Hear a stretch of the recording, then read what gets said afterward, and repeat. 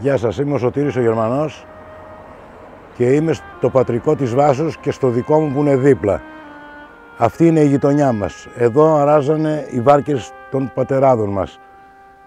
Το σπίτι της Βάσος, εδώ παίξαμε, εδώ γελάσαμε, εδώ κλάψαμε. Αυτή η γειτονιά, να τη φανταστείτε ότι ήταν πνιγμένο παιδιά. Το μελισσολόι της γειτονιάς μου μας έλεγε η Βάσο. Εδώ ψάρευε. Από τον πρόβολο του σπιτιού της είχε 2 μέτρα νερό εκεί και έπιανε τσιπούρες τέτοιες, μανιώδης ψαράς η Βάσο. Εδώ ερχόντανε, σπιτέρης εδώ έχει έρθει ο τεχνοκριτικός με της Βενετίας, μετά τη Βενετία το βραβείο της, έχουμε τη φωτογραφία και πάμε από εκεί να δούμε και τη σκάλα μας στην Πέτρινη που είναι στο έργο της Βάσος μέσα. Και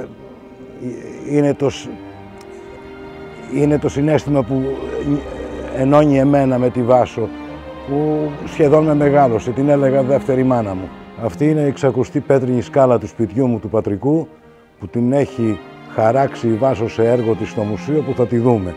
Και στο 4ο σκαλί είμαι με τη μάνα μου και βυζένω. Ήμουν ο μικρότερος της οικογένειας. Θα δούμε όλη την οικογένεια εκεί.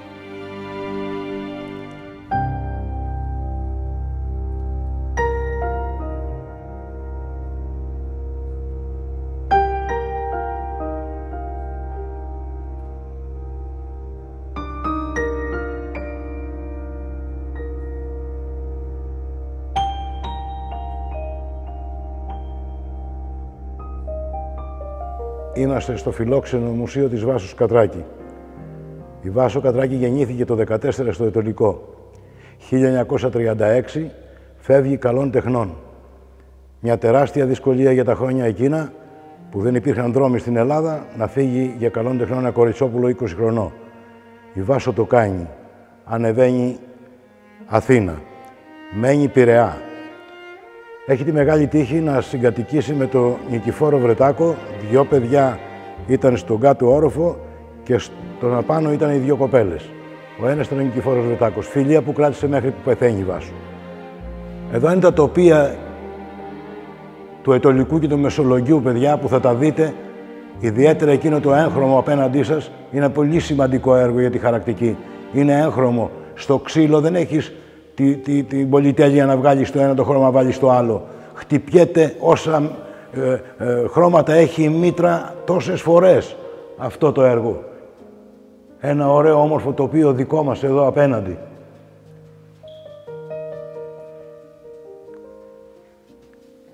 Τα λιμανάκια, οι αμπολιές τα λέγαμε εμείς εδώ στον τόπο μας. Η πατρική μου δουλειά, το σταφνοκάρι. Παγκόσμια πάλι πρωτιά του Ετωλικού εδώ. Γιατί αυτό το ψάρεμα σε πλωτό δεν υπάρχει πουθενά στον κόσμο. Μόνο στο Ετωλικό σε σκάφος. Χερσαίο υπάρχει στην Κίνα ένα μικρούλι. Κοιτάξτε την ανθρωπιά τώρα της Βάσος και που ακούμπαγε στον άνθρωπο, στο μεροκάματο. Πώς πορεύεται αυτός ο κόσμος. Είχε τη βούλησή της. Όμως ακούμπαγε. Ακόμα και στην Αθήνα που είναι, βλέπουμε την οδό Αθηνάς εδώ, παιδιά. Το πανηγύρι που γίνεται ακόμα στην Αθήνα. Περνάς για να πάρεις τον εργάτη, τον ελαιοχρωματιστή, το παιδάκι πουλάει ντομάτες, πατάτες, οι κυρίες εκεί, ο άλλος μπουζούκι παίζει, ο Λαχιοπόλης. Την ενδιέφερε τη Βάσο το πώς πορεύεται και θα δούμε πηγεμούς και ερχομούς σε χωράφια και ψαρέματα κατά κόρον τα πρώτα 15 χρόνια που είναι κυρίως Ετωλικό, η γειτονιά της. Νάτος ένας πηγεμός στα χωράφια. Η οικογένεια πηγαίνει με τάλογο για έξω. Εδώ είναι το Ετωλικό πίσω, με τη γέφυρά του. Πάλι τα όμορφα τοπία του Ετωλικού. Η ζωή στη γειτονιά μας. Πριν το 60 και από το 65 και πίσω, 69, έτσι ήταν η γειτονιά. Εκεί που πήγαμε και είδαμε το σπίτι. Οι μάνες να μαζεύονται γύρω-γύρω, οι οικογένειες.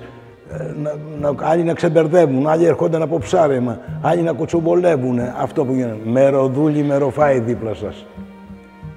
Έτσι το έλεγε, γιατί ο πιο άσχετος στο Ετωλικό έπαιρνε μια πετονιά, ένα καλαμίδι, ένα καμάκι και πήγαινε στο γιοφύρι μας και ψάρευε για να βγάλει το μεροκάματό του ή το φαγητό του. Και εδώ είναι όλες οι τέχνες του Ετωλικού. Μπραγάνια, παραγάδια, καμάκια, καλαμίδια, ό,τι παίζει.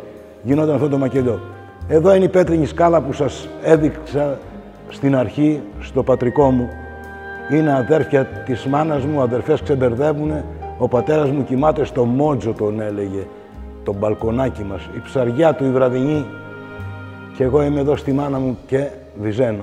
Για κοιτάξτε εδώ ένα άλλο έργο. Όταν όλοι κοιτούσαν αλλού και δεν τους ένοιαζε, τι έφτιαχνε αφίσα για τους Παλαιστίνιους η Βάσο. Το περίγραμμα το κόκκινο είναι της Παλαιστίνης και αυτόν τον έχει σαν εσταυρωμένο. Το 80, 40 χρόνια και πεθαμένη, πόσο επίκαιρη είναι ακόμα. Εδώ είναι μήτρα έργο. 3 τα κορμιά ακροτηριασμένα, σαν σταυρούς τα έχει. Πλεγμένα με το σειρματόπλεγμα. Τα τεντώνει όμως, να φύγουν να πάνε από τον ορίζοντα του έργου. Γιατί ρε φίλε και μέσα που με έχεις την ψυχή μου δεν μπορεί να την πάρεις, θα φύγει. Εδώ ρωτάει ο δημοσιογράφος, Βάσο, γιατί κάνεις τόσο ψηλόγυξες τις μορφές σου? Για να ομορφύνω τη φυλή μου, απαντάει. Πάμε στις 2 αδυναμίες της Βάσος. Αντιγόνη. Σου λέει ο κρέατος, δεν θα θάψεις τον αδερφό σου, κυρία μου, θα σε φάνε τα σκυλιά. Θα με φάνε τα σκυλιά, εγώ τον αδερφό μου θα τον θάψω. Το ηθικό μας χρέος πάνω από θεούς και νόμους, παιδιά. Και ήθελε αυτό η Βάσο να το δίνει ολοκαύτωμα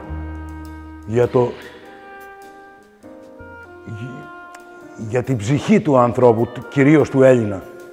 Εδώ θα το δούμε σαν χαρακτικό όμως, παιδιά. Δεν βλέπουμε πράγματα πολλά εκεί, στη μήτρα.